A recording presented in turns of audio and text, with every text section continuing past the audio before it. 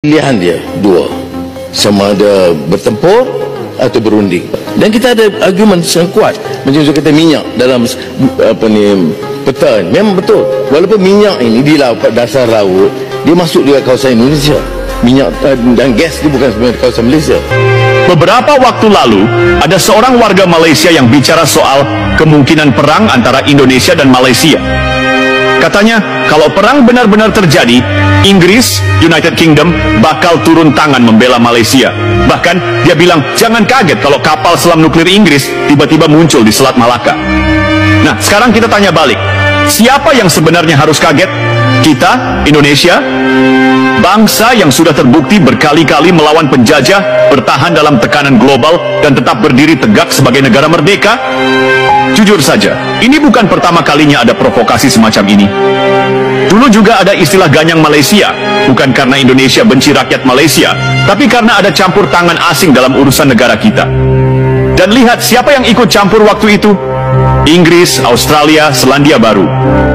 Semua turun tangan demi memastikan Malaysia tetap ada. Itu fakta sejarah. Lalu sekarang, ada yang bilang Indonesia akan musnah kalau Inggris ikut perang.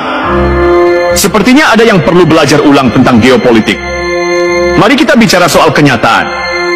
Apakah Indonesia ini negara lemah? Tidak. Apakah Indonesia ini bangsa yang takut ancaman? Tidak. Apakah Indonesia akan mundur kalau ada tekanan dari negara besar? Tidak juga. Lihat sejarah.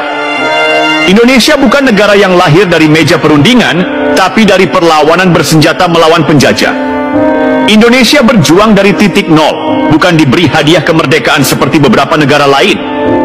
Jadi kalau ada yang berpikir ancaman kapal selam nuklir bisa membuat Indonesia gemetar ketakutan, itu berarti mereka tidak mengerti DNA bangsa ini. Sekarang kita masuk ke isu lebih dalam. Apakah Inggris benar-benar akan membantu Malaysia dalam konflik semacam ini? Ini bukan tahun 1960-an. Inggris hari ini punya masalah sendiri, ekonominya belum sepenuhnya pulih, politik dalam negerinya kacau, bahkan posisi globalnya tidak sekuat dulu. Negara-negara persemakmuran yang dulu solid, sekarang banyak yang mulai mempertimbangkan jalannya sendiri. Jadi pertanyaannya, apakah Inggris mau mengorbankan sumber dayanya demi Malaysia? Apa Inggris siap menghadapi konsekuensi global hanya demi ikut campur dalam konflik yang bahkan belum tentu menguntungkan mereka? Jangan lupa, dunia saat ini tidak lagi dibagi hanya ke dalam blok barat dan blok timur. Semua negara punya kepentingan masing-masing. Dan kalau Inggris terlibat, siapa yang bisa menjamin bahwa negara lain seperti Rusia atau Tiongkok akan tinggal diam? Indonesia hari ini bukan Indonesia yang dulu. Kekuatan ekonomi kita terus tumbuh, militer kita terus berkembang, diplomasi kita semakin kuat. Kita bukan negara yang bisa ditekan begitu saja.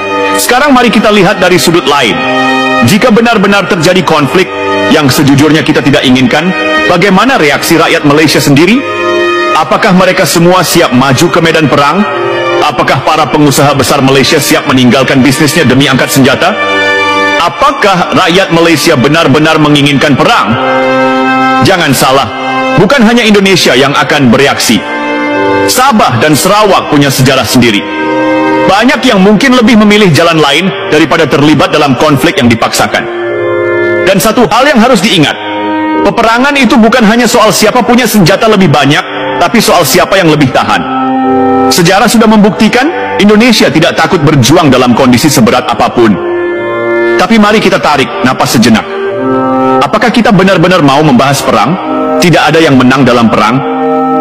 Yang ada hanya kehancuran dan penderitaan. Apalagi kalau konflik ini dipicu hanya oleh omongan provokatif di media sosial. Kita ini serumpun. Indonesia dan Malaysia seharusnya saling membangun, bukan saling mengancam. Tapi kalau ada yang coba menekan Indonesia, jangan heran kalau kita melawan. Itu sudah jadi naluri bangsa ini. Jadi sebelum bicara soal kapal selam nuklir atau kehancuran Indonesia, coba pikirkan baik-baik. Apakah ini benar-benar arah yang ingin kita tuju? Atau hanya sekadar retorika kosong yang lebih banyak mengundang tawa daripada ketakutan? Tadi kita sudah bahas soal ancaman perang, soal Inggris, soal Malaysia, soal sejarah, dan soal realitas geopolitik. Tapi ada satu hal lagi yang lebih penting. Mentalitas bangsa. Orang yang bilang Indonesia bakal musnah itu mungkin lupa satu hal, atau mungkin pura-pura lupa, bahwa bangsa ini lahir dari perlawanan. lahir dari darah dan air mata. Kita bukan negara yang diberi kemerdekaan dengan mudah. Kita merebutnya. Dari Belanda, dari Jepang, dari segala bentuk kolonialisme yang mencoba menginjak kepala kita. Dan sekarang, ada yang bilang kita bakal gentar hanya karena kapal selam nuklir. Ini ironi terbesar. Kita bicara soal negara yang pernah ditindas selama ratusan tahun, tapi tetap bangkit. Bicara soal bangsa yang ekonominya pernah dihancurkan, tapi terus berkembang. Bicara soal rakyat yang pernah dipaksa tunduk, tapi malah semakin kuat.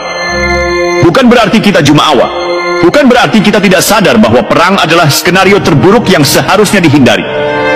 Tapi kalau ada yang berpikir Indonesia bisa ditakut-takuti, coba ulangi pelajaran sejarah. Sekarang, mari kita sedikit beranjak dari retorika perang. Jangan hanya terpaku pada siapa punya senjata apa, siapa punya kapal selam berapa, siapa punya nuklir. Ada hal yang lebih penting dari semua itu. Ketahanan bangsa.